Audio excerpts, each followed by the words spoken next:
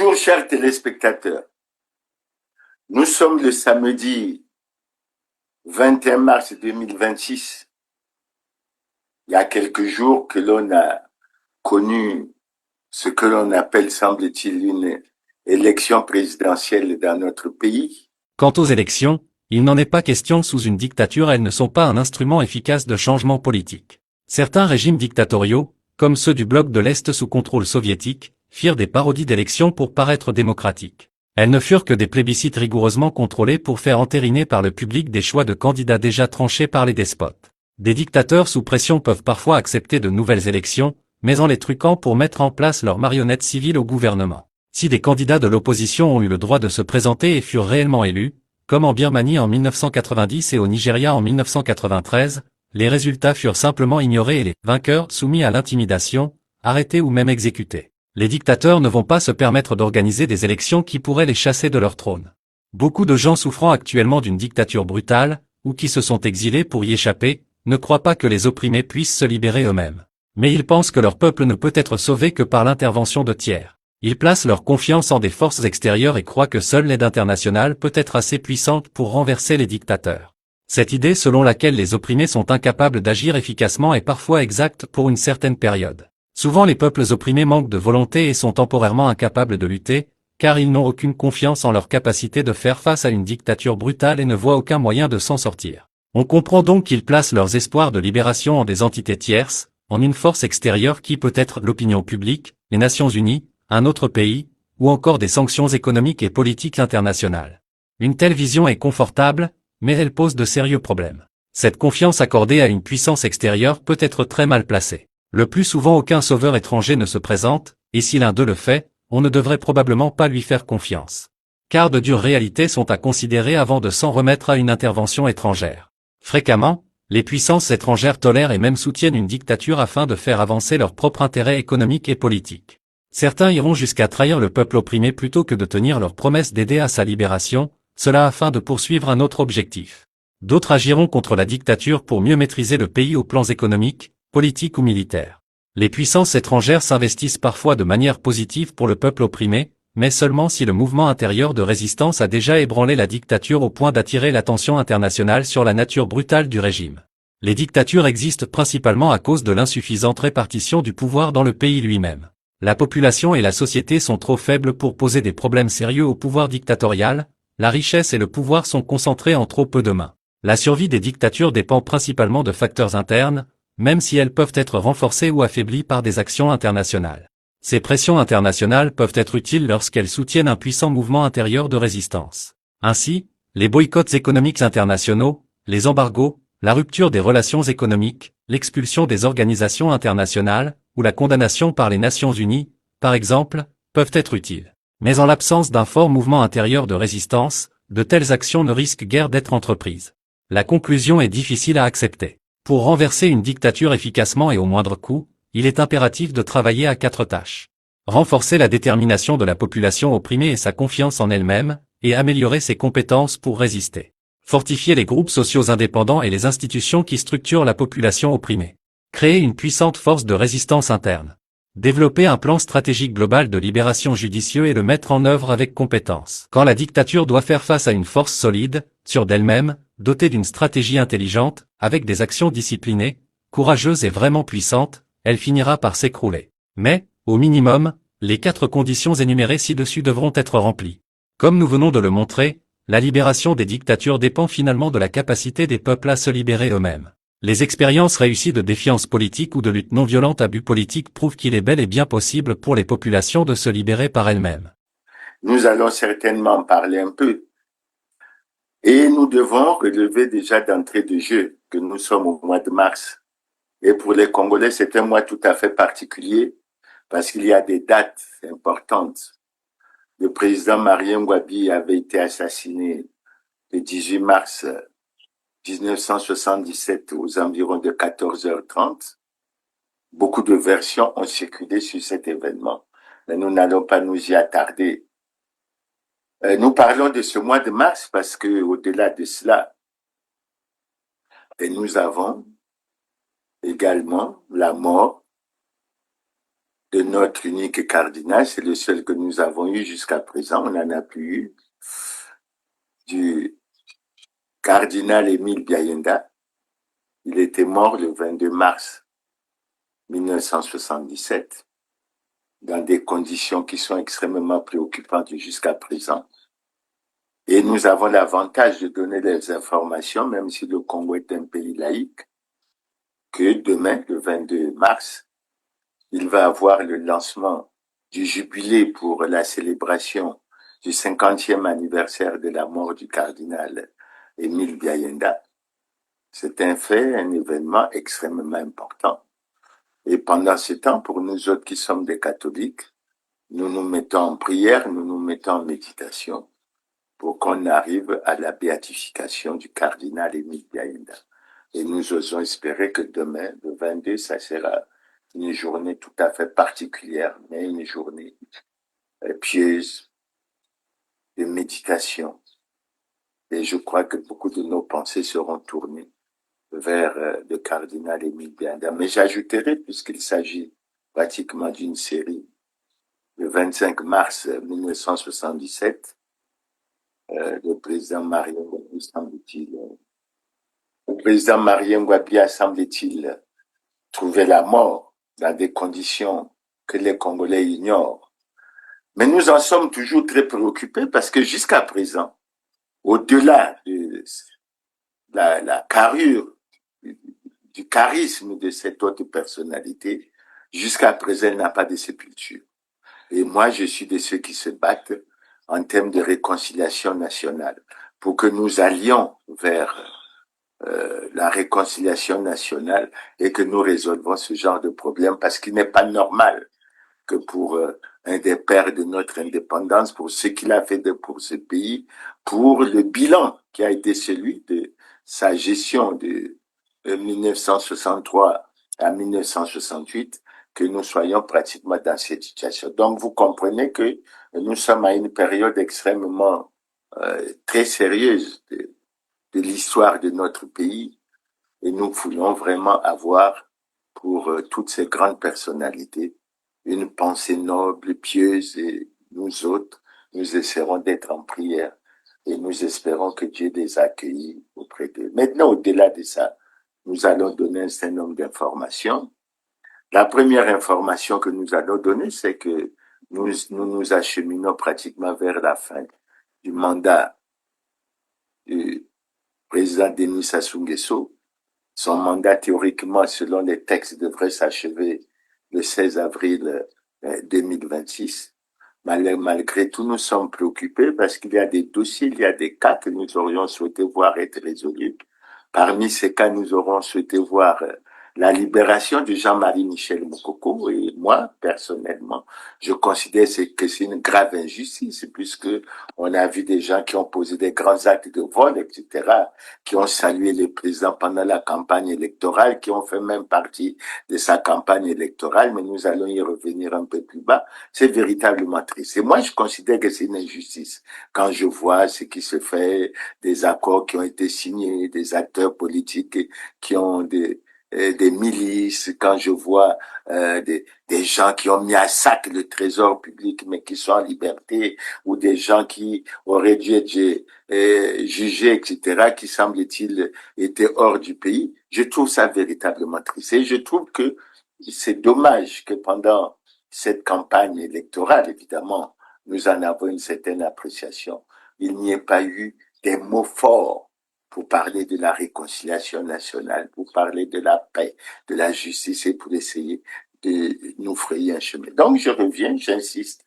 En tout cas, nous sommes toujours préoccupés par cette situation du général Jean-Marie Michel Moukoko, de la situation d'André Okombi Salissa, et nous sommes préoccupés par le problème du retour de tous les exilés au pays, parce que ça fait une bonne trentaine d'années, je crois, et on devrait pouvoir évoluer. Mais c'est triste, c'est ce que nous vivons, parce que quand on prend l'histoire et qu'on compare à la situation des pays comme la Côte d'Ivoire et autres, mais ils ont évolué dans le cadre de la réconciliation, ce qui n'est pas le cas chez nous, et c'est véritablement dommage. Mais j'ajouterai à ça, puisque j'en profite, j'ajouterai à ça la situation de maître Bob Kaben Masuka, qui a été arrêté le 9 juillet 2025, semble-t-il dans une affaire de déstabilisation de sécurité intérieure de l'État, avec, semble-t-il, des preuves de flagrance, etc. Et jusqu'à présent, il n'est pas jugé.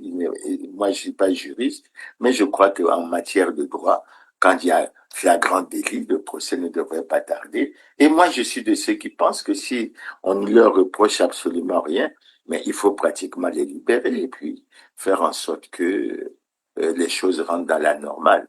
Je crois qu'ils endurent des souffrances pour rien. S'ils sont innocents, il faut les libérer, je crois.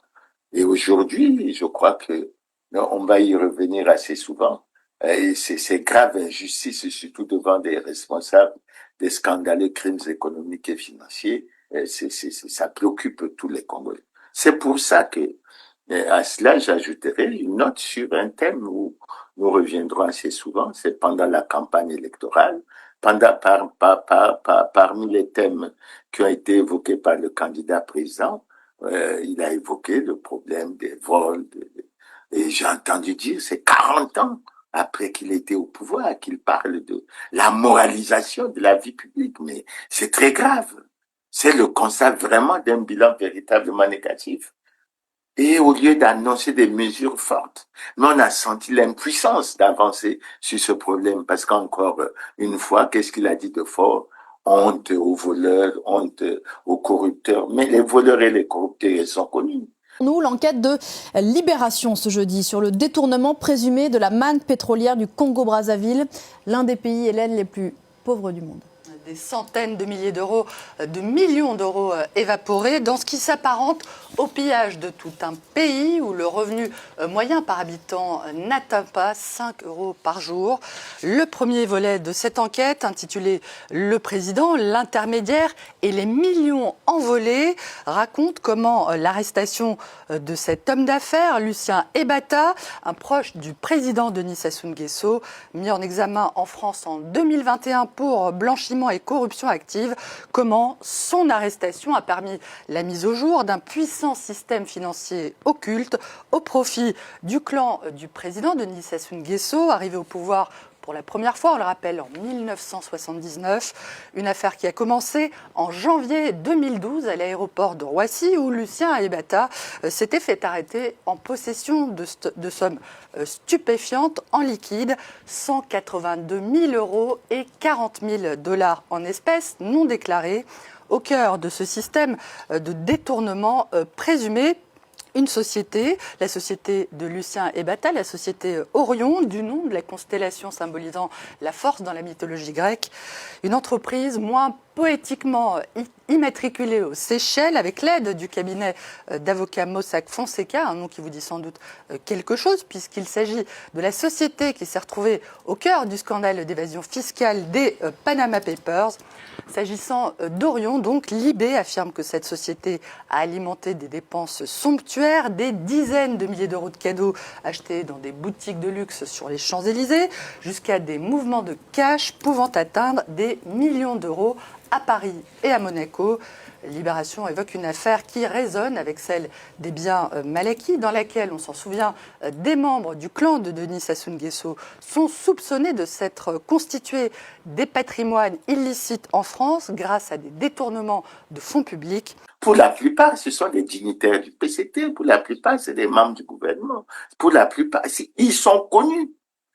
Et on ne peut pas, à mon avis, venir parler soi-disant d'un projet de société sur lequel nous aurons l'occasion de revenir, accélérer le développement, lorsqu'on tolère ce genre de situation extrêmement grave. On ne peut pas à la fois penser à aller ou accélérer le développement et tolérer la corruption, le vol, le détournement des deniers publics dans une impunité criarde qui est décriée par tout le monde. Et c'est véritablement inacceptable. Je crois que sur ce thème, nous aurons l'occasion au cours d'une émission, d'y revenir très, très sérieusement. Et dans tous les cas, un peu plus bas, nous allons en parler, etc. Donc voilà, en termes d'information. Maintenant, au terme de la thématique, je vais aller essayer d'évoquer un sujet que je trouve extrêmement sérieux. Après l'annonce des résultats provisoires par les ministres de l'Intérieur et de la décentralisation, le candidat président Denis Sassou Nguesso est placé devant un dilemme. Il est placé devant un dilemme. Et le dilemme est le suivant. Il semble que selon les résultats provisoires, il serait élu à 94,82%, c'est-à-dire 95%. Mais nous ne pouvons pas ne pas relever que c'est inédit au monde, parce qu'il n'est pas en conformité avec la loi.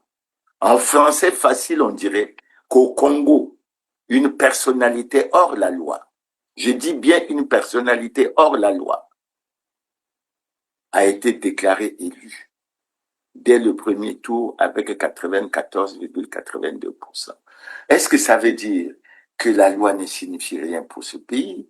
Est-ce que le pays, le Congo, est un état de droit? Est-ce que c'est, bon, j'ai déjà dit, qu'en tous les cas, que c'est pas une démocratie, que c'est une démocrature. J'ai déjà dit aussi à plusieurs reprises que l'indice de démocratie de notre pays était de 2,79 sur 10 et classait le pays parmi les pays à régime autoritaire, c'est-à-dire une dictature.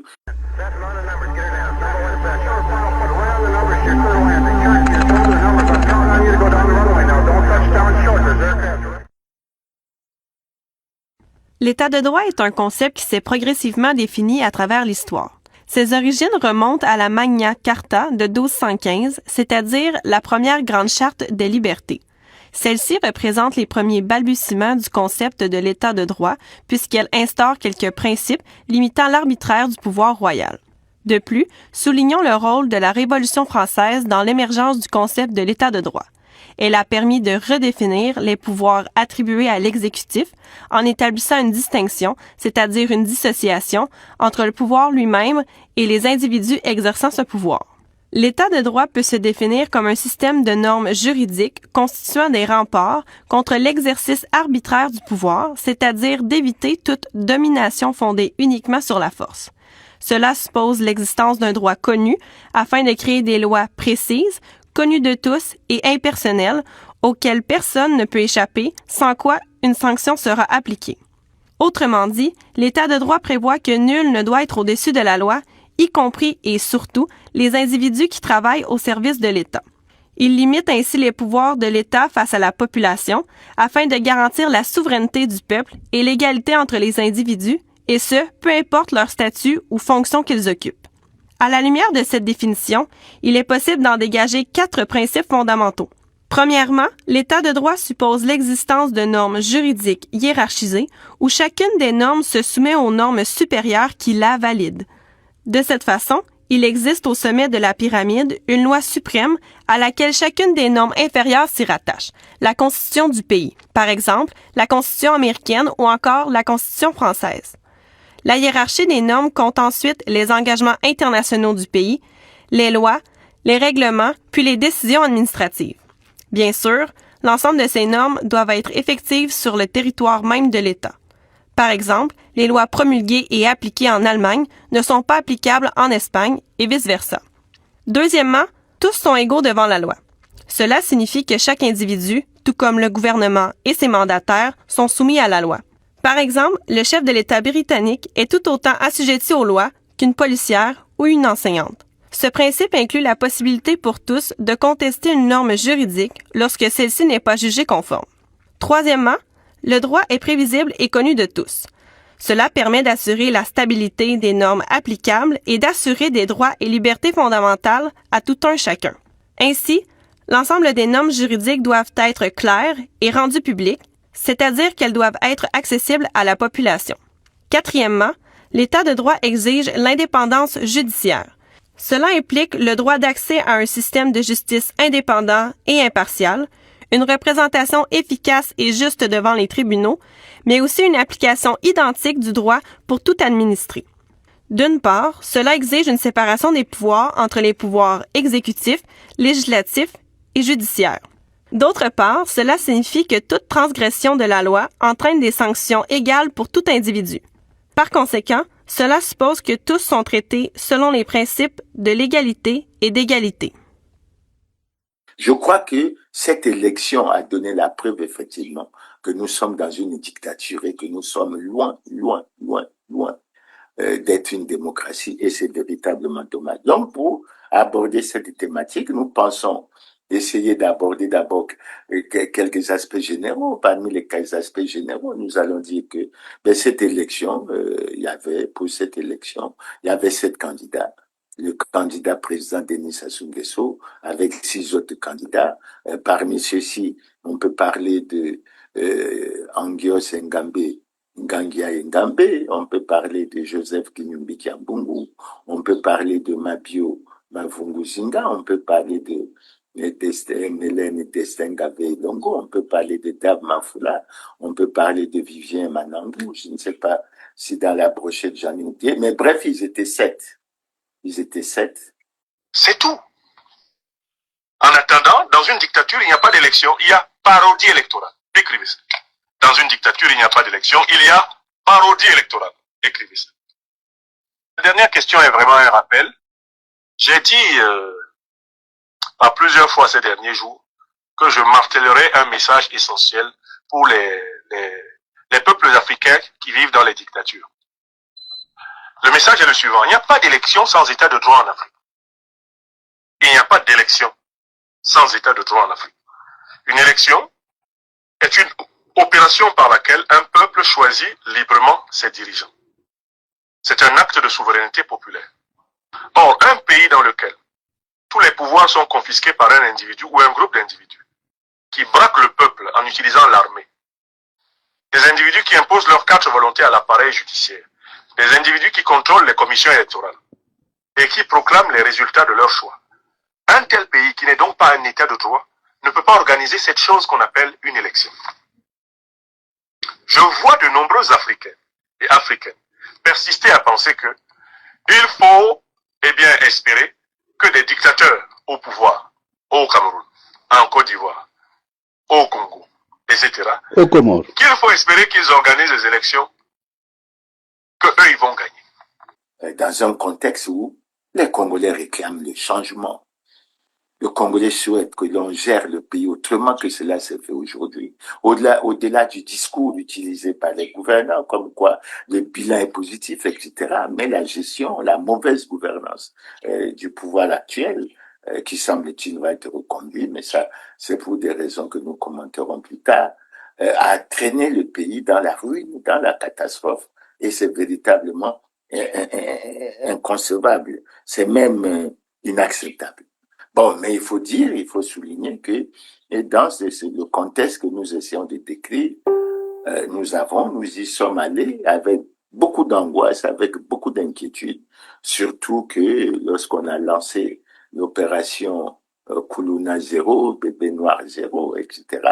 Par la suite, on a vécu des événements qui se sont passés lors de la première quinzaine du mois de janvier dans le Poul, où on a encore évoqué ce problème de l'existence des milices, alors que selon la Constitution, notamment l'article 207, la création des milices est un crime puni par l'État. J'ai été heureux de voir un candidat commenter sur cet aspect lors de la pré-campagne, l'article 44 de la loi sur les partis, mais qui est clair également sur les sanctions qui devaient être appliquées aux acteurs politiques et à tous ceux qui s'y hasarderaient à créer des milices, etc. Mais dans la pratique, cela ne s'est pas fait, etc. Bon, donc il y a eu, comme à un moment donné, la déclaration de la Direction générale de la sécurité publique au nom de la force publique, où on a senti qu'il y avait une volonté de créer un climat de terreur, un climat de peur, avec des annonces très fortes comme quoi les candidats feraient les meetings dans leur parcelle et si les voisins se plaignaient des nuisances sonores, on vous arrêterait chez vous. Enfin, c'était un climat qu'on a voulu créer de peur, de terreur, etc. Bon, je crois que les choses se sont un peu arrangées. On a découvert aussi, c'était un peu comme une mise en scène du théâtre, que on a tenu un dialogue politique soi-disant à Djambala à moins d'un mois après que les candidatures aient été déposées pour se faire entendre et dire que les recommandations dégagées au cours de ces dialogues ne concernaient pas le scrutin du 15 mars, mais c'est pour les scrutins futurs. Bon, c'est du théâtre parce que, évidemment, Il y a, au niveau de l'organisation, un certain nombre de problèmes qui se sont posés. Maintenant, nous, on a constaté qu'il y avait la campagne qui s'est déroulée. Bon, beaucoup de gens disent que il n'y a pas eu d'incident majeur, que ça s'est passé dans de très bonnes conditions. Et nous en avons profité, bien que nous n'étions pas candidats, bien que nous ne soutenions pas de candidats. Nous en avons profité au nom du Rassemblement des forces du changement et de nos partis pour faire passer un certain nombre de messages de sensibilisation pour essayer d'attirer l'attention des Congolais. Et je crois que ces messages ont été bien perçus, ils ont été bien suivis. Et le dernier message, nous insistions sur le fait que, en fait, cette élection, c'était un hold-up électoral, un coup d'État constitutionnel, qui donc nous ne sommes pas surpris par les résultats qui sont apparus. Mais l'effet important, c'est que dans ce dernier message du 12 mars, c'était le dernier dans le cadre de la sensibilisation, nous appelons les Congolais, les militants du RFC, les militants de nos partis, à rester à la maison. De toute évidence, comme nous l'avons dit plus haut, il s'agit d'un hold-up électoral, sinon d'un coup d'État constitutionnel. Aussi, devant la clarté des faits, nous demandons aux militants du Rassemblement des forces du changement,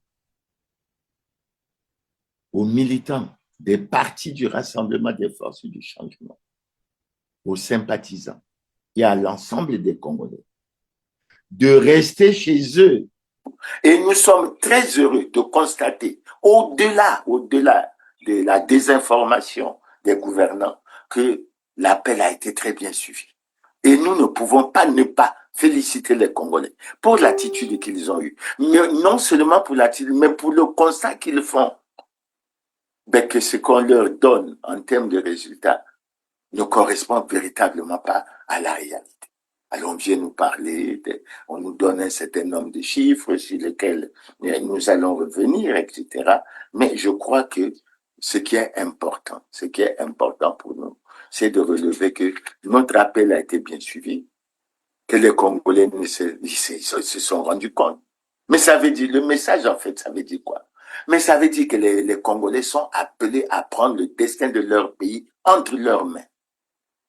Et nous avons des outils constitutionnels qui nous permettent de le faire. En ce qui nous concerne, je crois que nous regarderons comment nous allons essayer de faire pour que nous suivons très, très, très sérieusement ce problème et que nous allions. Maintenant, dans le contexte du déroulement de l'élection, il faut dire clairement que l'élection s'est déroulée dans un climat de manque de transparence, d'écrasement du parti au pouvoir, pour une raison simple. C'est que Denis Sassou Nguesso est en même temps président du Parti congolais du travail. Ce qui fait que le Parti congolais du travail a la possession, la maîtrise de tout le processus électoral. Et c'est pour ça que l'on comprend mieux la réticence au niveau de ce parti d'aller vers la mise en place d'une commission nationale électorale véritablement indépendante, d'aller vers la mise en place de la biométrie en établissant des cartes biométriques avec photo, ce qui permettrait non seulement de faire des avancées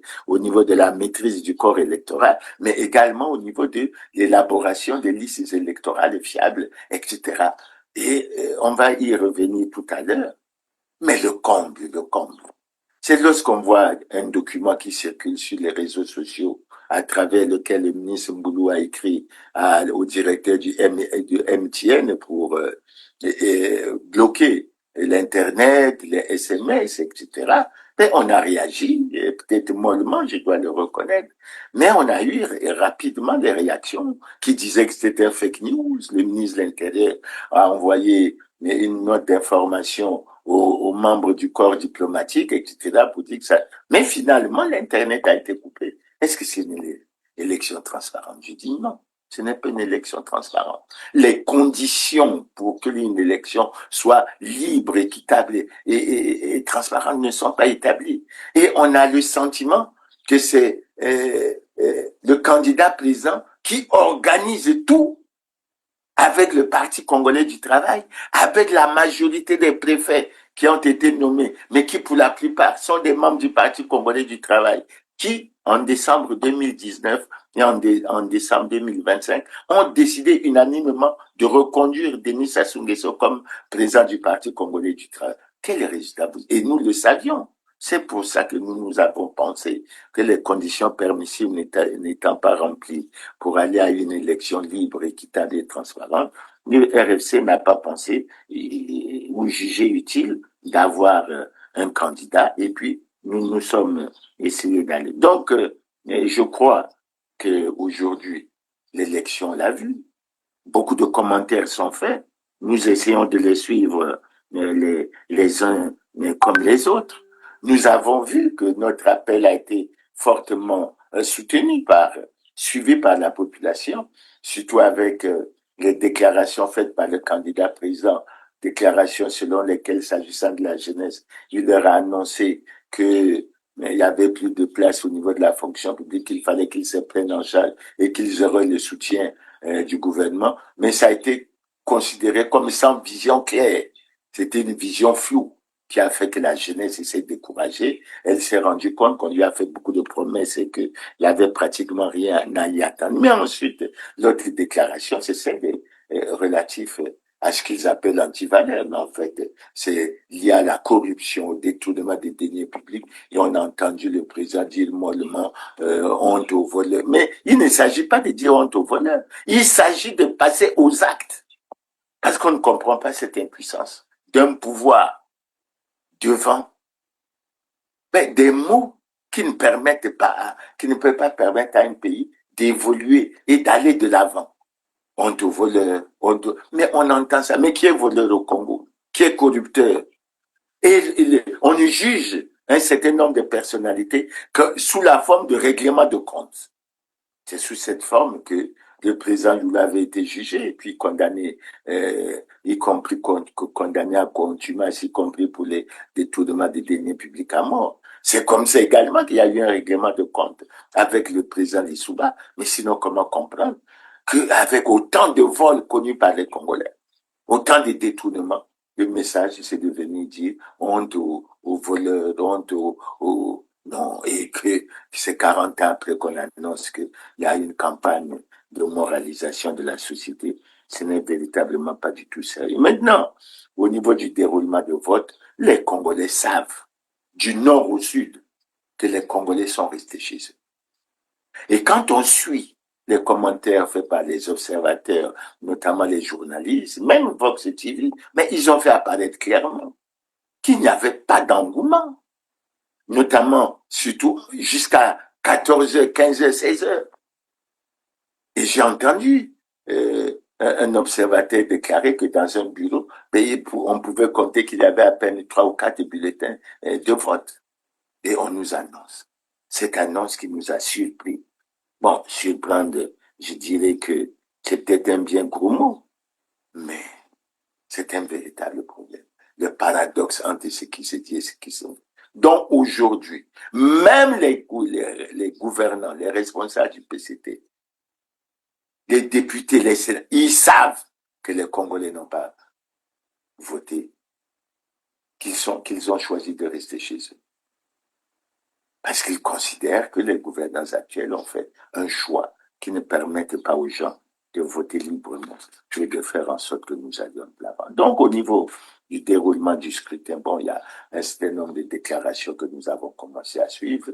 Nous avons suivi les gens qui ont parlé de bourrage des urnes. Il y a même beaucoup de vidéos qui circulent. On a parlé de vote multiple, on a parlé toujours de ces affaires des procurations. En fait, il y a beaucoup de choses. Il y a certains candidats, on va y venir, qui se sont plaints de ce que les résultats qui leur ont été donnés ne reflétaient pas les résultats sortis des urnes. On a parlé des votes multiples. Il y a même certains qui ont insinué que les militaires qui avaient voté quelques jours auparavant ont procédé à des votes multiples. Mais ce n'est pas du tout sérieux. Ce n'est pas du tout sérieux. Mais nous avons préféré, dans ce cas, nous appesantir sur les déclarations qui ont été faites par certains candidats et puis par certains acteurs de la société civile.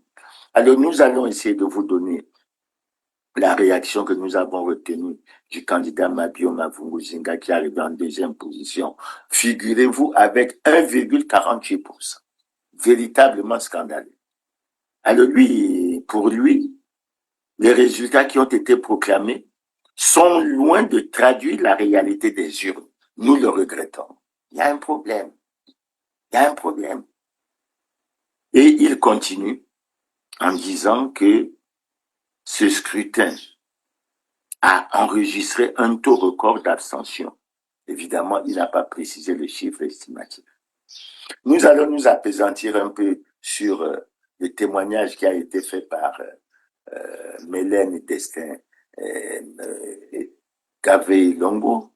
Alors lui, il dit ceci, pour les quelques notes que nous avons prises. Les Congolais ne se sont pas levés tôt pour aller voter. Ce taux de participation relève de l'imagination. Les résultats relèvent de l'imagination. Et avec beaucoup d'amertume, il déclare, on a tué la démocratie dans le pays. C'est un recul. Ces élections ont humilié notre peuple. On est devenu la risée du monde. On voit les images circuler où les gens bourrent les urnes, même dans les salles. C'est inacceptable. Nous avons demandé au peuple de se prendre en charge. Le peuple congolais est face à ses responsabilités. C'est au peuple de décider de son avenir. Je crois que les choses sont claires. Maintenant, nous avons noté également le commentaire fait par Bertrand Kounyanga, qui est de la société civile, mais qui s'est plaint qu'ils ont adressé des demandes d'accréditation ils ne les ont pas eues, mais malgré tout, ils se sont organisés, nous les félicitons, surtout pour la qualité des informations qu'ils livrent aux Congolais et aux téléspectateurs. Alors, lui, il dit ceci, ils ont considéré, eux, que c'était une élection de Nintendo. Et la journaliste de RFI a posé la question, qu'est-ce que ça signifiait? Mais il dit que c'est une élection manipulée de bout en bout par la personne qui a tenu les manettes. Une élection manipulée de bout en bout par une personne qui a tenu les manettes. Les opérations, c'est-à-dire que cette personne a eu le contrôle depuis les opérations préparatoires jusqu'au vote. Nous avons observé que rien n'était clair, et rien n'était crédible, et que rien ne pouvait rassurer la population. Cette partie de la société civile a constaté qu'il n'y a pas du tout eu d'engouement. Les taux publiés par les autorités ne reflètent pas la réalité sur le terrain. La plupart des médias ont déclaré qu'il n'y avait pas d'engouement. Selon cette partie de la société civile, le taux de participation ne dépasse pas 10%. Selon cette partie de la... Mais comment? Il y a un manque de transparence terrible.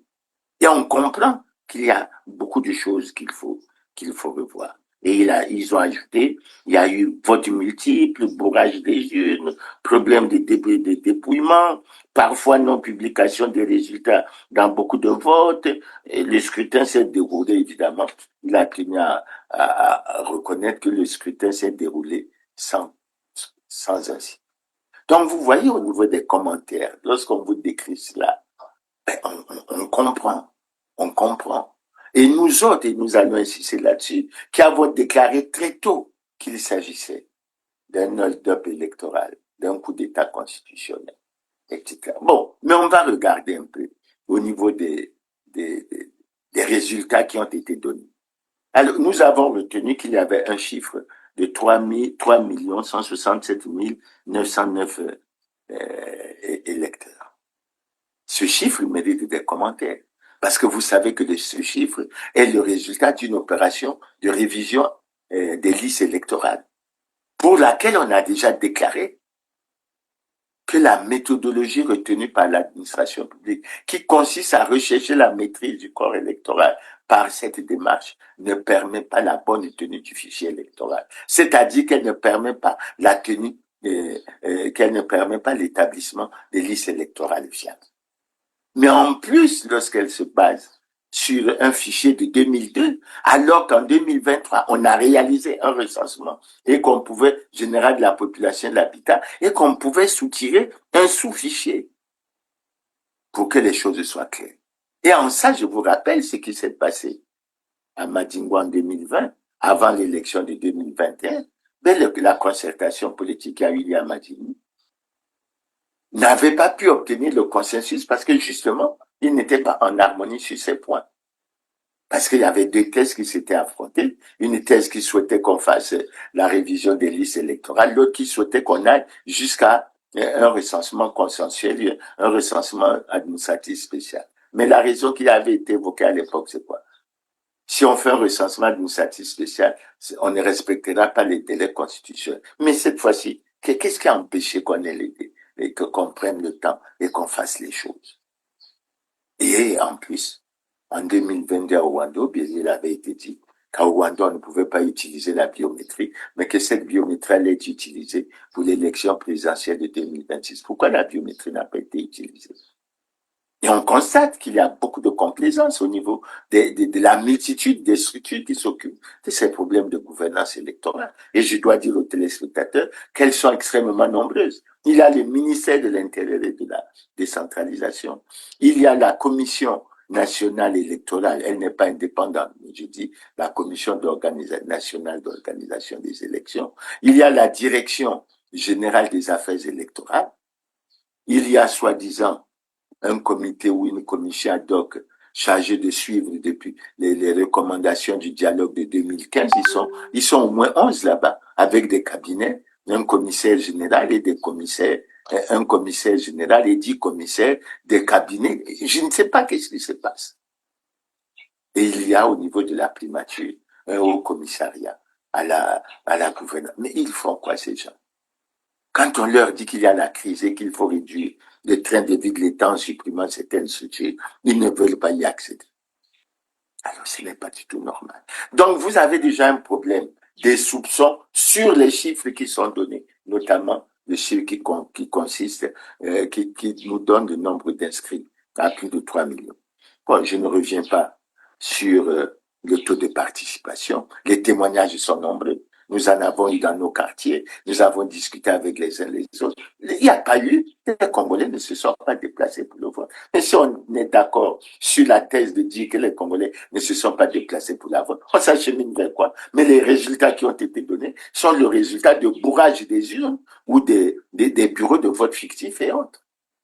Ça, on ne peut pas passer des midi à 14 heures pour faire ça. Maintenant, si on passe à l'aspect de l'organisation. Mais d'entrée de jeu, il y a un problème de principe qui se pose. Le problème de principe qui se pose, c'est lequel? Mais le président de la République est président du Parti congolais du travail. Et le président du Parti congolais du travail ne peut pas organiser une élection libre, équitable et transparente. La preuve, ce sont les préfets, membres du comité central et du bureau politique, pour la plupart d'entre eux, mais qui sont à la base de la manipulation de tout ce qui se passe. D'autant que ces préfets, tels que nous l'avons déjà relevé, mais ils font partie des congressistes qui ont décidé unanimement de reconduire Denis Sassou Nguesso, donc de violer la Constitution pour reconduire Denis Sassou Nguesso comme président du comité. Et maintenant, vous comprenez pourquoi. Ils se battent pour la reconduction, mais comme ils se battent pour se maintenir coûte que coûte au pouvoir, je crois que vous avez suivi, et cet éminent membre du bureau politique du PCT qui avait déclaré à Olombo que tant que nous n'avons pas fini de développer le pays, nous ne quitterons pas, nous ne laisserons pas. En fait, l'interprétation, c'est que tant que nous n'avons pas fini de détruire ce pays, nous ne le laisserons pas parce qu'ils ne le développent pas. Au contraire, ils sont en train de l'entraîner dans l'abîme et dans la rue. Donc, vous avez ces différentes situations. Et au niveau de l'organisation, il y a un problème de principe de base. Et depuis qu'on a posé le problème sur le fait que le président de la République ne peut pas être président du Parti congolais du travail, ben on n'a rien fait du tout. Et après, on vient d'y faire des leçons pour dire que la loi est dure, mais c'est la loi. Elle doit s'appliquer à tous dans toute sa rigueur. Nul n'est au-dessus de la loi. Mais pourquoi le président du Congo se considère comme au-dessus de la loi? Pourquoi le Parti congolais du travail se considère comme étant au-dessus de la loi? Alors ça, à notre avis, c'est des choses qu'il faut... Maintenant, quand on parle des chiffres, ce qui est étonnant, c'est les chiffres auxquels on arrive alors que le bilan du PCT est fortement négatif. Les Congolais ne cessent pas de dire que le président Sassou et le PCT ont échoué et que les Congolais, dans leur grande majorité, ont exprimé leur volonté de changement et de rupture. Mais ce changement et cette rupture, ils les veulent de façon pacifique, de façon démocratique. Et c'est pour ça qu'ils se sont battus, pour qu'il y ait des commissions permissives pour la tenue d'une élection libre, démocratique, transparente, crédible et apaisée. Évidemment qu'ils n'ont pas obtenu, puisque le pouvoir qui tient absolument à demeurer coûte que coûte, à conserver coûte que coûte le pouvoir, ne l'entend pas de cette oreille. Alors, on nous a parlé des chiffres. Et c'est intéressant quand on commence à parler des chiffres.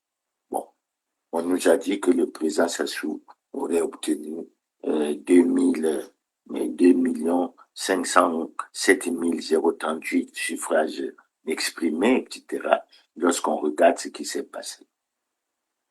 Mais nous avons pensé que pour avoir une bonne visibilité, il faut essayer de revoir toute la série depuis 1992. 92 étant pour nous l'année de référence qui permet, puisque tout le monde est d'accord pour dire que cette élection de 92 est la seule qui a été libre, équitable et transparente pour tout le monde et pour laquelle il n'y avait pas eu de contestation. Nous avons essayé de regarder nos archives et on regarde, on constate qu'en 1992, le président Sassou avait 131 347 voix au premier tour, ce qui représentait 16,87%. Et il n'avait pas pu être au deuxième tour parce qu'il avait été dévancé par Pascal Lissouba qui avait 35,89% des voix et Kolela qui avait 20,32% des voix. Et c'est là qu'on regarde le changement. Et le changement apparaît à partir de quand? Mais le changement apparaît à partir de 2002.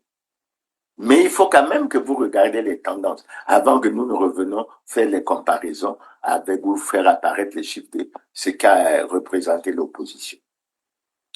En 2002, le président Sassou a eu 1 75 286, soit 89,41%.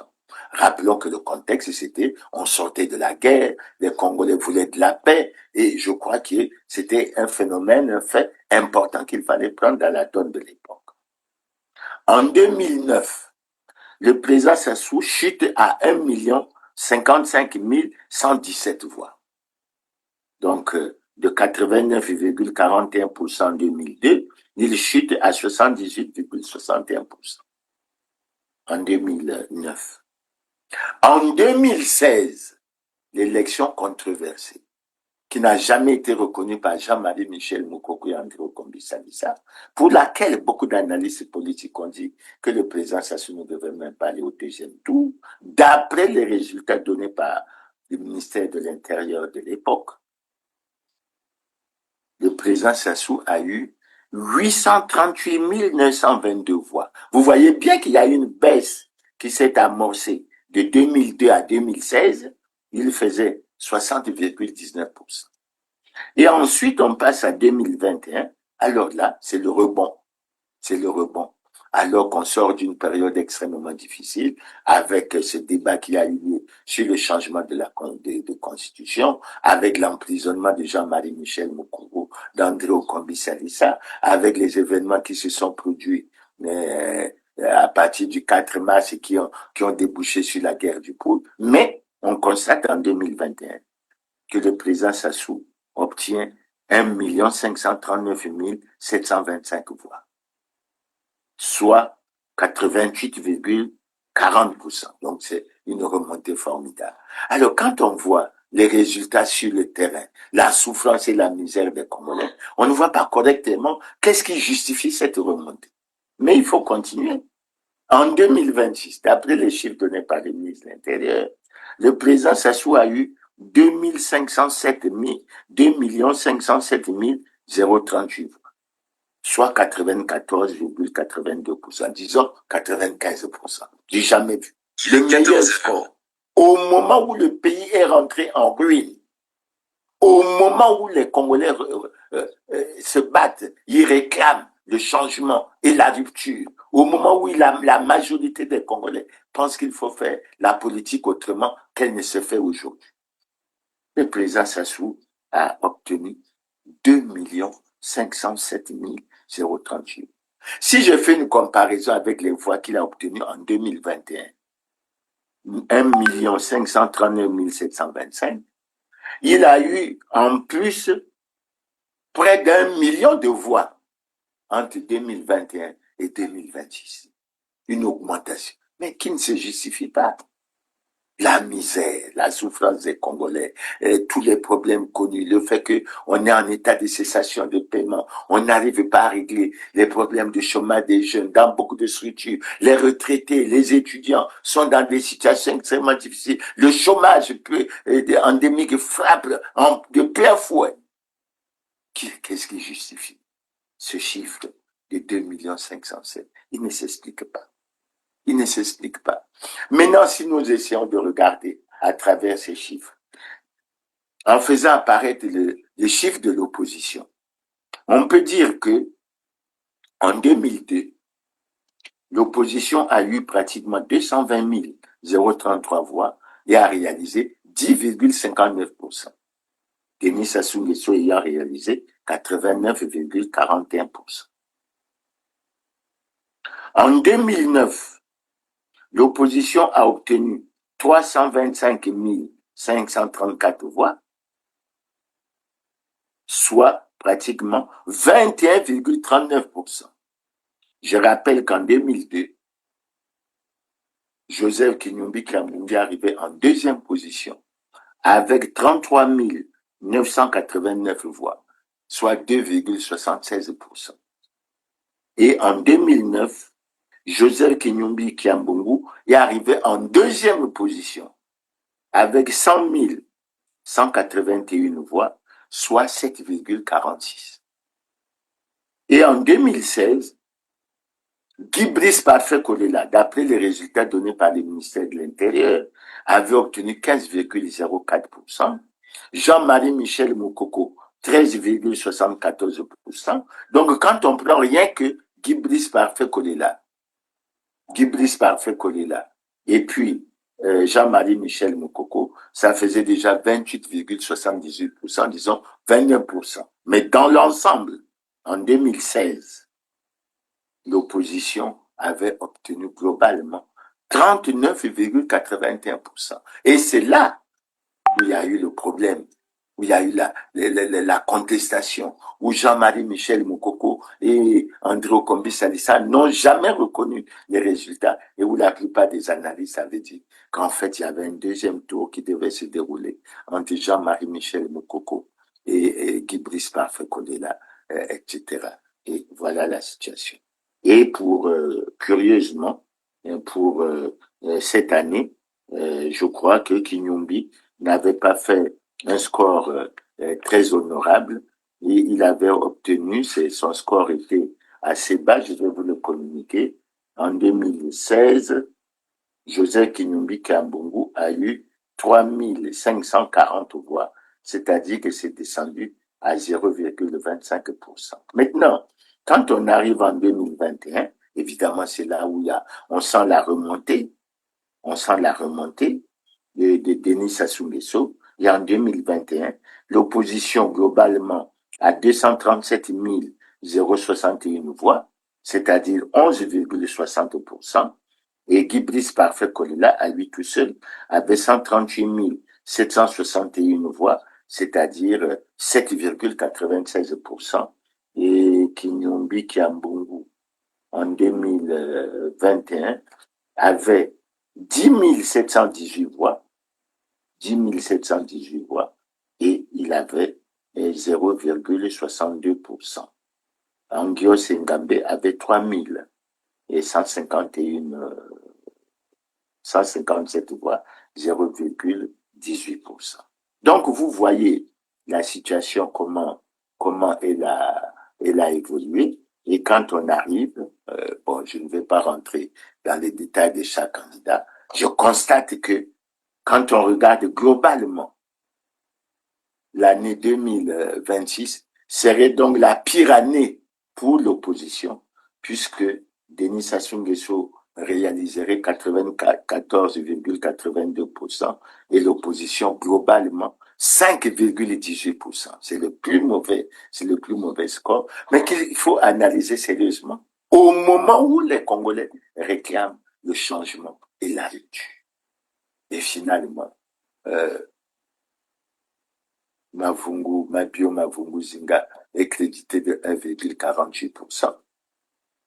Dave Mafula est crédité de 1,03%. Mélène Destin Gavé est crédité soi-disant de 0,87%. José Kinyumbi Kiambungu est crédité de 0,86%. Vivien Manangou de 0,61% et Angios de 0,33%. Véritablement fait. Et c'est là où on se pose beaucoup de questions. C'est là, non seulement au niveau du système d'organisation, mais avec tous les phénomènes qui ont été décriés, vote multiple, etc. Mais la grande réflexion, comment dans le contexte de crise que connaît le Congo, de ruines et de catastrophes du pays, de la misère et de la souffrance des Congolais, Denis Sassou Nguesso aurait, entre 2021 et 2020, c'est d'ailleurs le plus gros école qu'il réalise, mais il aurait obtenu près d'1 million de voix, alors que les gens estimaient qu'il fallait aller, peut-être parce que la majorité des Congolais ont estimé que l'été était pipé, qu'il n'y avait pratiquement plus rien à faire.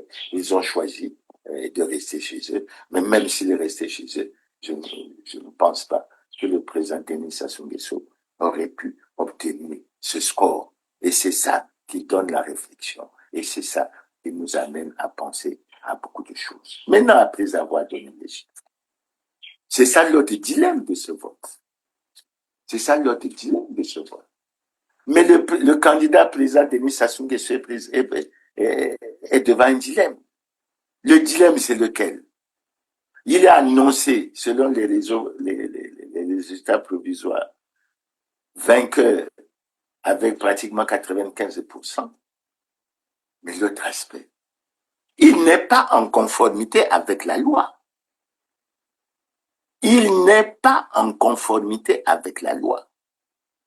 Et nous n'avons de cesse de dire qu'il y avait un problème au Congo qui n'a pas été résolu. Toutes les institutions sont les seules différentes à ce problème. Que ce soit le Parlement, que ce soit le Sénat, que ce soit les autres institutions. Et on peut relever et regretter que le candidat président soi-disant élu, n'a jamais daigné déclarer son patrimoine. Nous allons y venir. Il n'est pas en conformité avec la loi depuis 2002, c'est-à-dire depuis près de 24 ans.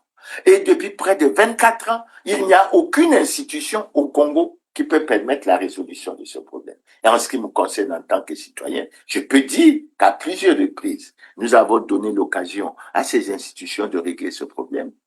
Et les Congolais savent que nous avons introduit un recours en inconstitutionnalité de l'élection qui avait permis la reconduction de Denis Sassou Nguesso en 2020 auprès de la Cour constitutionnelle. Elle s'est déclarée incompétente. Elle a choisi d'en faire une notification au président de la République, au président du Sénat, au président de l'Assemblée nationale, au premier ministre chef du gouvernement, au ministre de l'Intérieur, au ministre de la Justice. Donc tout ce monde sait que et le président de la République et le Parti congolais du travail ne sont pas en conformité avec la loi. Mais ils continuent.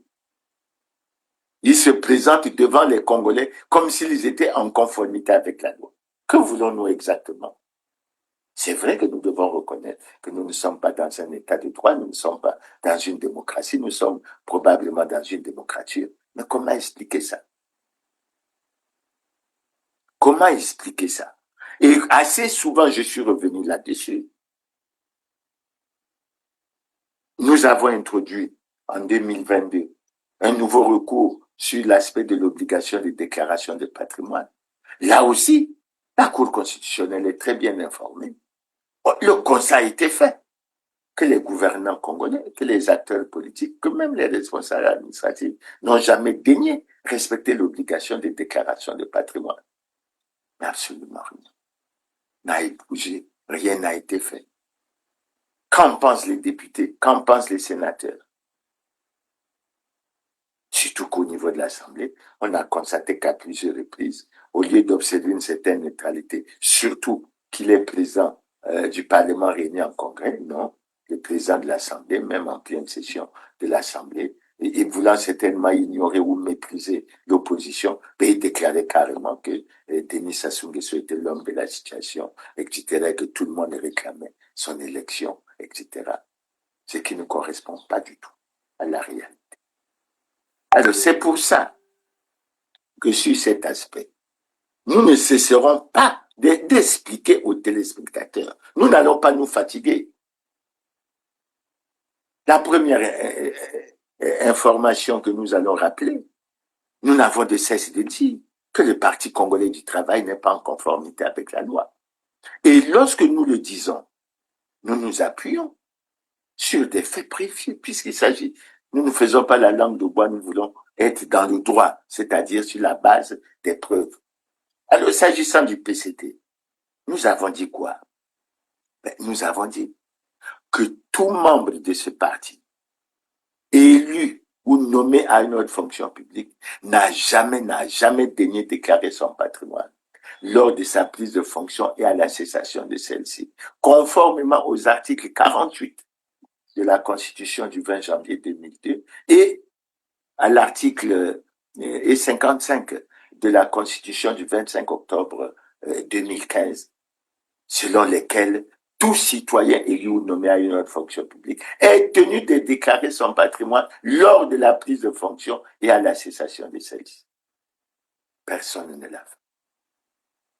Je dis bien conformément à la loi. Parce que les gens doivent comprendre que ce qui s'est fait en 2021 avec Colline Makosso ne s'est pas fait conformément à la loi. Et nous avons introduit un recours, les gouvernants le savent. Et ils savent quelle est la décision que la Cour constitutionnelle a prise à ce propos. Ça, c'est le premier point. S'agissant du PCT, nous rappelons que lors des congrès de 2019 et de 2025, mais les congressistes de ce parti ont décidé unanimement de reconduire Denis Sassou Nguesso comme président du comité central du parti, c'est-à-dire président du Parti congolais du travail, en violation de l'alinéa 2 de l'article 80 de la Constitution, qui stipule clairement que le mandat du président de la République est incompatible avec toute responsabilité au sein d'un parti politique. J'ai suivi la malheureuse vidéo dans laquelle Hermela Doukaga, semble-t-il, directrice nationale adjointe chargée des questions politiques, essayer d'expliquer. Non, la ligne est claire. L'article 80 est clair. Et il est clair que être président du Parti congolais du travail, c'est occuper une responsabilité au sein du Parti congolais du travail. Nous sommes dans le domaine du droit. Nous sommes dans le domaine du droit. Par ailleurs, s'agissant du Parti congolais du travail, en nous basant justement sur cette violation, nous rechutons sur une autre. C'est que le Parti congolais du travail a violé l'article 26 de la loi de la loi relative aux partis politiques 20-2017 du 12 mai 2017, article qui stipule clairement que les partis ont le devoir de se conformer à la Constitution. Et en ayant violé la Constitution, le Parti congolais du travail a violé également l'article 26 de la loi sur les partis politiques. Mais les choses sont claires. Ce qui veut dire quoi? Ce qui veut dire que le Parti congolais du travail aurait dû et doit être sanctionné par rapport à l'article 31 de la même loi sur les partis politiques, qui dit clairement qu'en cas de violation des lois en vigueur par tout parti ou groupement politique ou de trouble à l'ordre public, le ministre chargé et l'administration du territoire, suspend par voie d'arrêté le parti concerné et procède à la fermeture provisoire de ses locaux. Pourquoi le Parti congolais du travail n'est pas sanctionné? Est-il au-dessus des lois? Est-il au-dessus de la Constitution? Le président de la République, pourquoi il n'a pas veillé à faire respecter la Constitution de ce point de vue? Et nous devons rappeler que le président de la République n'est pas au-dessus de la loi et que l'article 15 est clair. Tous les citoyens congolais sont égaux devant la loi et ont droit à la protection de l'État. Nul ne peut être favorisé ou désavantagé par rapport à son origine familiale, ethnique, par rapport à sa condition. Donc, les choses sont clairement dites. Et j'entends souvent les amis répéter que la loi est dure, mais c'est la loi. Elle doit s'appliquer à tous dans toute sa rigueur. Nul n'est au-dessus de la loi. Le président de la République n'est pas au-dessus de la loi. Alors pourquoi depuis des millénaires, le Parti congolais du travail n'est pas sanctionné? Et c'est parce que le ministre de l'Intérieur et de la décentralisation en est membre du bureau politique ou parce que le président de la République en est président? Mais la loi, c'est la loi. La loi, c'est la loi. Donc, nous avons cette visibilité extrêmement claire. Cette visibilité extrêmement claire. Alors, qu'est-ce qu'on constate? Le Parti congolais du travail n'est pas sanctionné. Il n'est pas conforme à la loi. Et le ministre de l'Intérieur publie des textes, à l'instar de l'arrêté 1726 je crois, du 30 juin 2025, dans lequel le Parti congolais du travail figure en tête des listes reconnues par le ministère de l'Intérieur et de la décentralisation. Où allons-nous? Ça prouve clairement que la stratégie de la tricherie, de la fraude est montée depuis, et on y va avec l'utilisation du faux et de l'usage du faux. Extrêmement grave.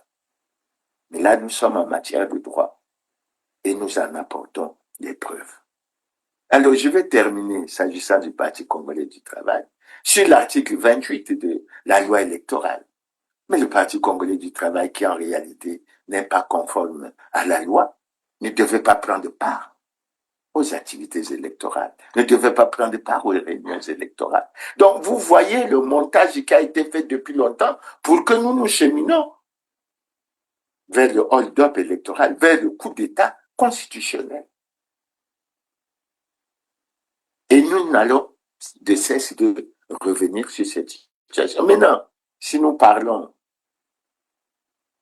du président de la République, nous allons revenir sur les mêmes arguments, mais nous n'allons pas faire trop de commentaires. Le premier commentaire, c'est que le président de la République n'a jamais déclaré son patrimoine. Et ça, c'est grave, parce qu'il s'agit d'un domaine où il est question d'enrichissement, de contrôle de l'enrichissement des uns des autres. Il devait le faire en 2002. Fin de mandat en 2009, il devait avoir un contrôle. Début d'un nouveau mandat, il devait refaire. Il devait le faire à la fin du mandat en 2016. Il a recommencé un autre mandat en 2016. Il devait faire une déclaration. Il ne l'a pas fait. Pendant 24 ans. Pendant 24 ans. Et comment on peut justifier ça? Comment on peut justifier ça? D'autant que j'ai sous les yeux la loi numéro 4/2019 du 7 février relative justement à l'obligation de déclaration de patrimoine. Et quand vous prenez cette loi, vous avez un article 12 qui est relatif aux sanctions. Et il est dit clairement que lorsque vous ne déclarez pas votre patrimoine, vous êtes sanctionné et vous pouvez perdre le quart de votre patrimoine. Pourquoi depuis 2002, le président Sassou n'a jamais été sanctionné? Il n'y a pas des institutions, il n'y a pas de contre-pouvoir. Au niveau de l'Assemblée, du Sénat, on ne pouvait pas dire. Mais vous voyez bien que c'est une question du système qui se protège, qui s'auto-entretient, qui veille à une chose, c'est la conservation du pouvoir. Mais ils ont pris eux-mêmes des textes. C'est pas Mirassa qui les a pris. Ils ont pris eux-mêmes les textes. Et s'ils les relisent, il faut qu'ils expliquent. Et si les Congolais ont été vigilants, ils ont dû constater que pendant cette période, lorsqu'on a fait l'état de la nation pour l'année en cours ou pour une quelconque année, mais on n'a jamais évoqué le fait de l'irrespect des lois et règlements de la République et particulièrement de la Constitution. Donc, vous voyez bien que ces messages sur l'état de la nation ont été biaisés. Parce que depuis 2002 jusqu'à maintenant, ils n'ont jamais fait état de cette affaire. Et après, on nous amène un document en toute transparence pour nous dire que le bilan est positif. Mais le bilan n'est pas positif. Vous ne respectez déjà pas les lois et règlements. Vous êtes hors la loi. Quand on est hors la loi, écoutez, on doit en répondre. Et on ne prend même pas l'humilité de demander pardon aux Congolais. Tout marche bien. On peut faire ce que l'on veut. On fait. Non, ce n'est pas sérieux. Deuxième point. Le président Denis Sassou Nguesso est président du Parti congolais du travail. En violation de l'alinéa 2 de l'article 80, qui stipule clairement que le mandat du président de la République est incompatible avec toutes les responsabilités au sein d'un parti. Alors moi j'ai vu Hermela Toukaka dire qu'il n'a jamais pris part à une réunion politique. Mais comment? Mais j'ai sorti une lettre que le président du Parti congolais du travail, Denis Sassou Nguesso, avait adressé au secrétaire général du comité central du Parti chinois. J'avais également par devers moi une lettre du secrétaire général qui faisait apparaître clairement que Denis Sassou Nguesso était bien président du Parti congolais du travail. Il n'y a pas de tergiversation là-dessus. Il n'y a pas de tergiversation là-dessus. Il est en situation d'avoir violé la Constitution. Alors j'évoque un autre problème qui va choquer beaucoup de Congolais. Mais le pouvoir a choisi de protéger les responsables des scandaleux crimes économiques et financiers. Vous en avez eu la preuve pendant la campagne électorale. À une époque donnée, nous avons vécu et découvert dans ce pays une réquisition aux fins d'interdiction de sortie du territoire de notre compatriote Dongou, Armel Zidane Dongou, pour des problèmes de détournement de fonds publics. Il a été relevé de son poste de directeur général adjoint. Et le jour même où la réquisition sort, on apprend qu'il a l'excellent. Mais vous avez vu, il a été un des animateurs de la campagne du président Sassou dans le département de l'Ankenya-Lima. Vous l'avez vu saluer le président Sassou. Vous l'avez vu dans une photo en train de discuter avec le procureur de la République. La preuve de la protection, elle est là. Mais ce n'est pas le seul cas. Ce n'est pas le seul cas. Nous avons le cas du FIGA, où la Commission économie, finance et contrôle budgétaire de l'Assemblée nationale s'était saisie, où le Premier ministre après a fait des déclarations pour dire qu'il y a une enquête administrative qui se suivait, mais qui se faisait dans le silence. Ce silence-là durera jusque quand? Mais le FIGA, les preuves également étaient flagrantes. Mais est-ce qu'on peut parler de ça sans parler de la situation des excédents budgétaires estimés par certains analystes à 14 000 milliards de francs CFA? Est-ce qu'on peut parler de ça sans parler des malversations financières au fonds de soutien à l'agriculture? Est-ce qu'on peut parler de ça sans parler de la déclaration faite par le président dans son message sur l'état de la nation de 2024, sur le fait qu'il y avait un différentiel de 6 milliards qui se dissipait chaque année sans jamais laisser de traces? Où est-ce que l'enquête a été menée? La responsabilité a été établie où? Vous avez découvert les révélations faites par les Panama Papers, comme quoi 6 Congolais détiendraient 5 500 milliards de francs CFA dans les paradis fiscaux. Vous avez suivi la déclaration du directeur général de la CREF qui faisait état de ce que les pensions de novembre et décembre 2016 avaient bien été virées dans un compte de la CREF à LCB, mais que cette somme a disparu. Et lui recommandait que la justice soit faite et que le dossier ne se perde pas dans les tiroirs du ministère de la Justice. Où en est-on? Mais les cas sont extrêmement nombreux. Les cas sont extrêmement nombreux. Et quand on évoque ces cas, on retombe sur quoi? Mais on retombe sur le fait que le président Denis Sassou Nguesso ne garantit pas la paix et la justice à tout le monde. C'est une justice à 2 vitesses. Et il y en a qui sont protégés. À quel titre? Pourquoi? Quels sont les Congolais qui doivent être sanctionnés, qui doivent être punis, qui doivent être jugés, et quels sont les Congolais qui peuvent ne pas être inquiétés, qui sont en liberté, etc. J'ai vu dans les réseaux sociaux les publications faites sur la condamnation par contumace de notre compatriote Guy Blaise Mayoulas pour une somme, semble-t-il, d'1,1 million d'euros. Mais il a été condamné à la prison à perpétuité. Ce que je considère comme un règlement de compte à l'endroit du président Lissouba. Mais on a développé beaucoup de théories à cette occasion. Et on a condamné le président Lissouba à plusieurs années, je crois 30 ans, de travaux forcés ou quelque chose comme ça, avec une amende de près de 25 milliards. Mais quand on voit le cas de Guy Blaise Mayoulas, mais ça donne le tempo, puisqu'avec 1,1 million d'euros, c'est-à-dire autour de 700 millions de francs CFA, ben on peut te condamner à perpétuité. Les bornes, elles sont pratiquement déjà fixées. Alors on amuse les Congolais. Et on vient, et le président vient lors de son meeting, honte aux voleurs. Mais il ne s'agit pas de déclarer honte aux voleurs. Il s'agit qu'il y ait la poursuite.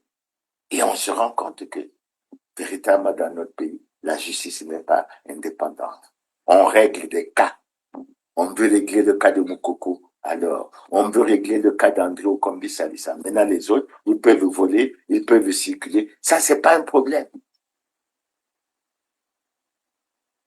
Peut-être qu'on apprécie, pour certains, qu'ils ne sont pas des dangers pour le pouvoir, ils sont plutôt des soutiens. Et que l'argent volé sert certainement à financer ou à contribuer au financement des campagnes, etc. En contrepartie de la... Mais il faut que ces questions-là soient réglées fondamentalement. Il faut que ces questions soient réglées fondamentalement. Sur cette liste qui est très longue, je vais terminer sur un sujet. C'est le refus du pouvoir actuel de mettre en place formellement le Conseil national du dialogue, institué par les articles 227 et 228 de la Constitution comme organe de réconciliation, d'apaisement, de recherche de consensus entre les forces vives de la nation sur les grands problèmes politiques d'intérêt national. La gouvernance électorale, ce n'est pas un grand problème politique d'intérêt national. La réconciliation nationale, ce n'est pas un problème. La paix, etc. Et pourquoi on ne met pas formellement en place ce conseil? Pourquoi on ne le réunit pas? Alors que tout le monde sait que le Congo traverse une grave crise multidimensionnelle depuis plus de 10 ans, à laquelle les gouvernants actuels n'ont pas été capables d'apporter des solutions idoines et appropriées. Alors, quand on a fait ce tour, qui n'est pas limitatif, on arrive à quelle conclusion?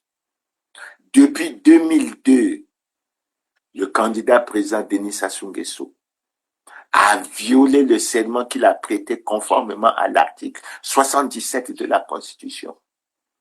D'une part, de respecter et de faire respecter la Constitution. D'autre part, de garantir la paix et la justice à tous. Et quand je le dis, ça veut dire quoi? Que la question qu'on se pose, c'est celle de savoir si le candidat président Denis Sassou Nguesso depuis près de 24 ans est dans une situation d'avoir commis une faute grave ou qu'il est en situation de haute trahison. C'est un débat que nous devons avoir au sein de ce pays. C'est un débat que nous devons avoir. Et la Cour constitutionnelle qui doit proclamer les résultats, parce que là aussi nous ajoutons qu'au-delà de ce qu'on dit sur le bon fonctionnement des institutions, mais les institutions comme la Cour constitutionnelle, dans leur ensemble pratiquement, la Cour, et j'ajoute quand on parle des scandaleux crimes économiques et financiers, n'oubliez pas qu'en 2017, il a éclaté dans ce pays le problème des conseillers attachés fictifs à la présidence de la République.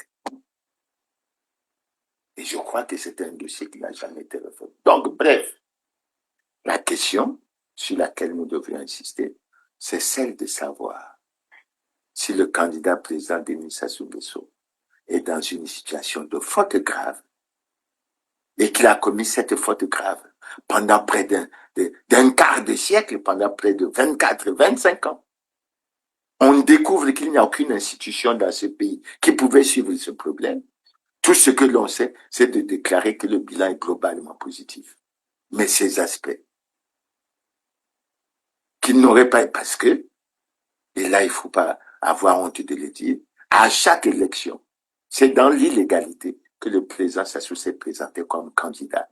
Et c'est dans cette illégalité qu'il a été déclaré élu. Et c'est dans cette illégalité qu'il a reprêté serment pour ne pas respecter le serment. Alors, je ne sais pas cette fois-ci comment ça va se passer. Peut-être que le conseil qu'on pourrait donner, c'est de dire ce que le préfet directeur général de l'administration du territoire avait dit aux responsables de partis soi-disant qui n'étaient pas reconnus. Ben, vous n'êtes pas encore sanctionné, vous n'êtes pas suspendu, vous pouvez fonctionner, mais faites tout pour être en conformité. Qu'est-ce que le président Sassou peut faire pour être en conformité avec la loi? Va-t-il déclarer son patrimoine cette fois-ci? En le déclarant, va-t-il permettre qu'on ait une évaluation de l'évolution de son patrimoine depuis 2002, le 14 août 2002, jusqu'à maintenant? Comment on va faire? S'il le déclare, comment il va faire pour l'aspect de la protection des responsables des scandales, des crimes économiques et financiers? Il y a toutes ces questions qui se posent. Et il est bon, à notre avis, que les Congolais en prennent sérieusement conscience. Donc, nous arrivons à la conclusion pour dire ceci. Les Congolais sont préoccupés par les résultats qui ont été communiqués, des résultats provisoires communiqués par les ministres de l'Intérieur et de la décentralisation. Et ils déclarent que ces résultats ne correspondent pas à la réalité des yeux. Et qu'est-ce qu'il faut faire? Notre conviction est que les gouvernants savent que ces résultats ne sont pas en conformité avec la loi. Non, au-delà du fait que ces résultats ne sont pas en conformité avec la loi, on découvre que le président de la République est en situation difficile, délicate et manifeste d'incompatibilité constitutionnelle. Qu'il a violé la Constitution, qu'il a violé les lois et règlements de la République, alors que nous savons qu'au cours d'un meeting qu'il a tenu en novembre 1992, il avait déclaré, cependant est vrai le fait que je ne pourrais accepter que la Constitution soit violée. Il a ajouté, lorsque la Constitution est violée, les démocrates ne doivent pas l'accepter. Enfin, il a insisté pour dire que nous n'accepterons pas que soient organisées dans ce pays des élections hors la loi. D'où vient maintenant que l'on accepte que l'on organise des élections hors la loi, avec des hautes personnalités qui ne sont pas en conformité avec la loi, avec des partis au pouvoir, à la majorité, etc., qui ne sont pas en conformité avec la loi, aggravant en fait la situation de la grave crise multidimensionnelle que le Congo est en train de traverser. Après ça, nous parlons de paix. Est-ce que nous voulons réellement de la paix? De quelle paix voulons-nous? Est-ce que nous sommes dans une situation où il y a deux catégories de Congolais? Il y en a qui pensent que la loi c'est eux et qu'ils veulent écraser les autres, ou bien nous vous tenons à respecter la même loi. Avant d'aller vers la fin, je dois rappeler que dans son message sur l'état de la nation en 2023, le président Denis Sassou Nguesso avait déclaré lui-même que nos difficultés de l'heure ne doivent pas nous entraîner à emprunter le chemin hasardeux et dangereux de l'anticonstitutionnalité. D'où vient que désormais, il a choisi le chemin de l'anticonstitutionnalité. Nous osons espérer que à la prochaine prestation des serments, que ces questions seront certainement éclaircies pour le commun de tous les Congolais. Mais nous osons dire, parce que nous avons choisi la voie démocratique et pacifique, nous ne sommes pas pour la violence.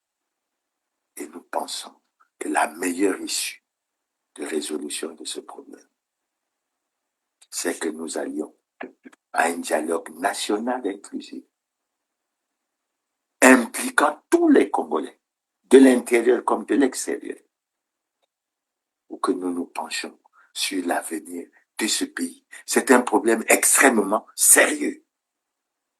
Et avec ce que nous vivons, nous constatons que le Congo est un pays qui est véritablement en danger. Les Congolais doivent en prendre conscience. Et ils doivent également prendre conscience de ce que le destin de leur pays est entre leurs mains. De grâce, les gouvernants doivent également prendre conscience qu'ils ne doivent pas continuer à organiser ces mêmes élections, des élections de la même façon que celles-ci. Un acteur politique avait attiré l'attention des gouvernants s'agissant d'une élection législative en lançant un appel et en demandant aux gouvernants de ne plus nommer les députés. Nous constatons que cet appel n'a jamais été entendu. Mais cette fois-ci, Congolais, organisons-nous. Faisons ensemble en sorte que nous agissons pour la restauration de la démocratie, que nous agissons pour le changement et la rupture, que nous agissons pour la libération de ce pays.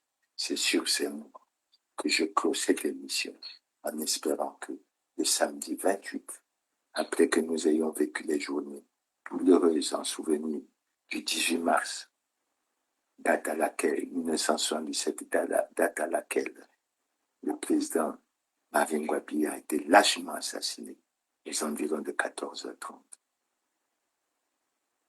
Nous avons également une pensée particulière pour le cardinal Émile Bialinda. Nous ne voulons pas rappeler les circonstances de sa disparition, mais nous voulons avoir pour lui une pensée noble, pieuse. Et nous voulons le mettre en prière pour que là où il est, il nous aide auprès du Seigneur, pour que nous allons véritablement vers la paix.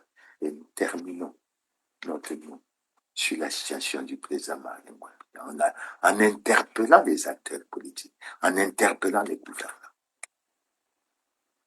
Que notre méchanceté doit pouvoir avoir des limites. Et il est inacceptable que 49 ans après sa mort, que l'on ne puisse pas, que le président Massamba Deba ne puisse pas avoir une sépulture digne de ce qu'il a été dans ce pays. Et c'est véritablement dommage. Ne parlons pas de paix lorsque nous sommes devant certaines tribunes, alors que dans le fond, nous avons des agents là cachés. Arrêtons de chercher à écraser les autres. Travaillons pour l'amour du pays. Travaillons pour l'amour du prochain. Et faisons en sorte que nous n'avons plus rien de plus grand que de nous parler entre nous, de dialoguer, de faire le point, de nous dire un certain nombre de choses et de sortir le pays de cette situation extrêmement grave et sombre dans laquelle notre pays est plongé. Je vous remercie pour votre aimable attention et vous donne rendez-vous pour notre prochaine émission, le samedi 28 mars 2026. À bientôt.